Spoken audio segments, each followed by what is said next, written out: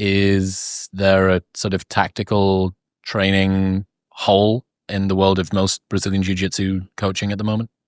Yeah, I would say that most jiu-jitsu coaches aren't actually coaches. They're just instructors. They show moves, whereas a coach would be something different. And that's something I sort of realized being involved in MMA camps is that a coach doesn't necessarily need to be better than the person they're training. And jiu-jitsu has this historical thought process where the better the competitor was, they assume that he's going to be a better instructor or coach for them.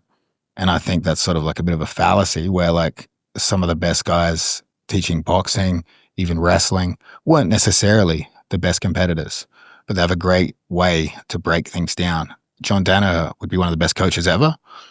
No history of jiu-jitsu competition. Mm-hmm. So I think that's a massive flaw in the sport of jiu-jitsu. But I personally would say that in the early stages, you need to understand those moves. You need to be taught those moves. And then ultimately, as we get to the higher level, I believe problem solving for yourself is much better, because if I give you the answer, quite often I think people forget it. But if I create a situation in which you figure out a solution, you remember it. And I always say to guys, I'm like, look at the people leading this sport and how dumb we are.